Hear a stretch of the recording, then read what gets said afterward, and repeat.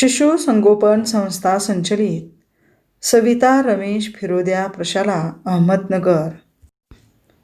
कक्षा 7वीं, विषय हिंदी, पाठ 4, शब्द संपदा, निर्मिति सौ बेरड़ आज्ञा। पाठ 4, शब्द संपदा। लेखक हैं डॉक्टर सूर्यनारायण रणसुबे। उनका जन्म 7 अगस्त 1942 को गुलबर्गा, कर्नाटक में हुआ है। प्रस्तुत पाठ में लेखक डॉक्टर सूर्यनारायण रणसुबे भाषा के विकास और उसके महत्व के बारे में बता रहे हैं। भाषा के कारण ही मानव संस्कृति का विकास संभव हो सका है। भाषा में शब्दों का बहुत महत्व है। भाषा की समृद्धि के लिए वाचन आवश्यक है। शब्दकोश पढ़ने से भी शब्द संपदा बढ़ती है। यहाँ शब्दों की शक्ति को दिखाते हुए इनकी संपदा को बढ़ाने के लिए जागरूक किया है। लेखक ने इस पाठ में भाषा के विकास और उसके महत्व के बारे में बताया है। आदिम व्यवस्था, इसका अर्थ है आदिकाल के मनुष्य से आधुनिक मनुष्य तक जो विकास हुआ है उसका रहस्य क्या है? तो अधिक लोगों का मानना है कि अन्य प्राणियों की तुलना में मनुष्य का विकसित मस्तिष्क यह ही पूरी प्रगति व संस्कृति का मूल कारण है। लेकिन यह उत्तर अपूर्ण है। फिर पूर्ण उत्तर क्या है? तो मनुष्य की प्रगति हुई है क्योंकि मनुष्य के मस्तिष्क ने भाषा की खोज की। भाषा ही सभी प्रगति की जड़ में है। दुनिया की सभी ज्ञान शाखाओं का विकास हुआ भाषा के कारण। भाषा का अर्थ है सार्थक शब्दों का व्यवस्थित क्रमबद्ध संयोजन। शब्दों का यह संसार बड़ा विचित्र है। शब्दों की ताकत की ओर हमारा ध्यान कभी नहीं जाता। शब्द ही मनुष्य को ज्ञान से जोड़ते हैं। शब्द ही मनुष्य को मनुष्य से जोड़ते हैं और शब्द ही मनुष्य को मनुष्य से तोड़ते हैं। विज्ञान की दृष्टि से तो अक्षर ध्वनि के चिन्ह है, निर्जीव है। मनुष्य ही उन्हें अर्थ देता है, जीवंत बनाता है। और जब शब्द जीवंत हो जाते हैं तो फिर उनमें मनुष्य के विविध स्वभाव गुण आने लगते हैं। मनुष्य स्वभाव के जितने विभिन्न नमूने हैं उतने ही शब्दों के स्वभाव के नमूने हैं। जैसे कुछ लोग औरों को हंसाने का काम करते हैं, वैसे ही कुछ शब्द भी लोगों को हंसाते हैं। जैसे कुछ मनुष्य औरों को हमेशा तकलीफ देते हैं, वैसे कुछ शब्दों के उच्चारण मात्र से सामने वाला व्यक्ति व्यथित हो जाता है, दुखी हो जाता है। शब्द का महत्व बताते हुए लेखक कहते हैं, कई बार तो ऐसे शब्दों को सुनकर वह रोने भी लगता है। कुछ लोग बड़े प्रिय होते हैं, वैसे ही कुछ शब्द भी बहुत प्रिय होते हैं। उन्हें बार बार सुनने की, गुनगुनाने की इच्छा होती है। एक और कुछ शब्द धोखा देने वाले होते हैं, कुछ निरर्थक होते हैं, तो दूसरी ओर कुछ शब्द बहुत सज्जन, सात्विक, सभ्य और सुसंस्कृत होते हैं, जो शब्द हमें बहुत प्रिय लगते हैं। कुछ शब्द निष्क्रिय बना देते हैं। कुछ मत करो, जो भाग्य में है वह तो मिल ही जाएगा, नहीं है तो नहीं मिलेगा।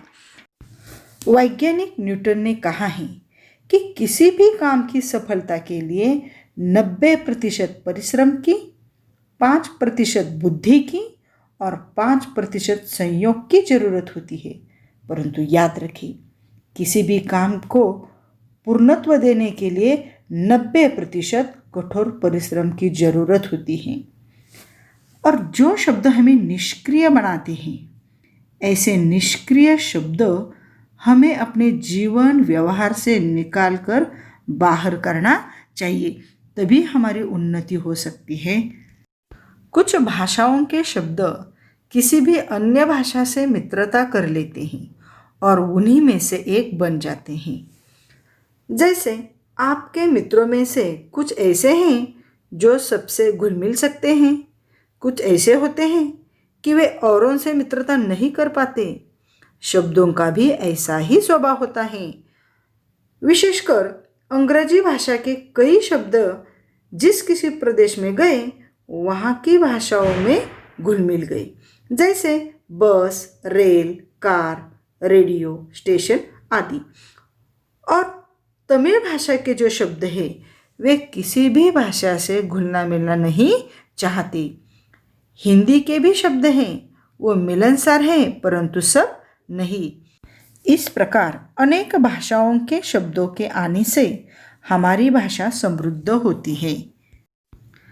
हिंदी में कुछ शब्द ऐसे भी पाए जाते हैं जो दो भिन्न भाषाओं के शब्दों के मेल से बने हैं। अब वे शब्द हिंदी के ही बने हैं, जैसे हिंदी संस्कृत से वर्षगांठ मांग पत्र, हिंदी अरबी फारसी से थानेदार किताब घर, अंग्रेजी संस्कृत से रेल यात्री रेडियो तरंग, अरबी फारसी अंग्रेजी से बीमा पॉलिसी आदि।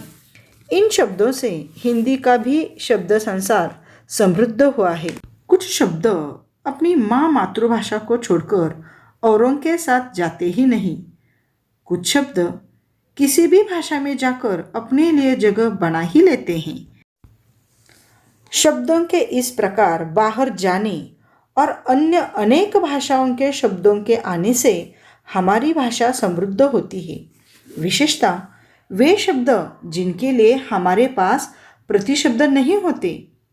ऐसे हजारों शब्द जो अंग्रेजी, पुर्तगाली, अरबी, फारसी से आए हैं उन्हें आने दीजिए, जैसे brush, rail, pencil, radio, car, scooter, station आदि।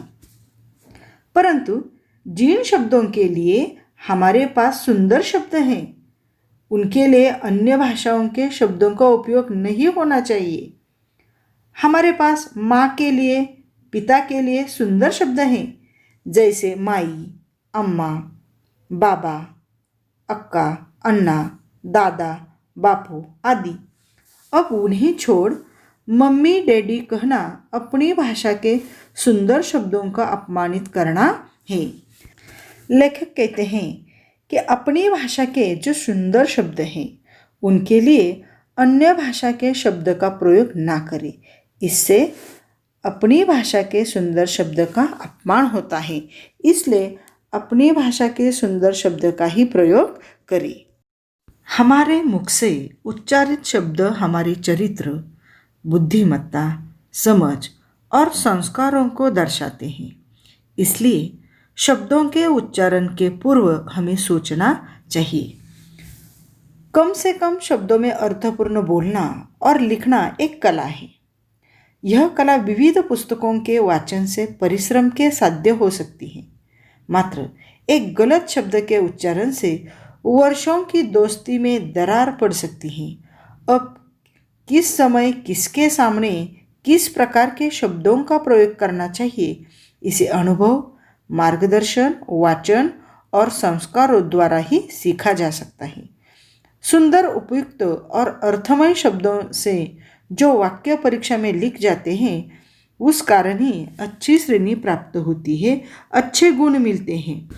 अनाप शनाप शब्दों का प्रयोग हमेशा हानिकारक होता है। प्रत्येक व्यक्ति के पास स्वयं की शब्द संपदा होती है। इस शब्द संपदा को बढ़ाने के लिए साहित्य के वाचन की जरूरत होती है। यहाँ लेखक ने वाचन का महत्व बताया है। अधिक अधिक वाचन करने से ही हमारी शब्द संपदा बढ़ने वाली है। शब्दों के विभिन्न अर्थों को जानने के लिए शब्दकोश की भी जरूरत होती है। शब्दकोश का एक पन्ना रोज एकाग्रता से पढ़ोगे तो शब्द संपदा की शक्ति का पता चल जाएगा। तो अब तय करो, निश्चय करो कि अपनी शब्द संपदा बढ़ानी है और इसके लिए वाचन संस्कृति को बढ़ाओ। पढ़ना शुरू करो, तुम भी शब्द संपदा के मालिक हो जाओगे और पढ़ने से तुम्हारे पास भी बहुत सारी शब्द संपदा जरूर होगी। इस पाठ में लेखक ने भाषा में शब्दों का महत्व बताया है।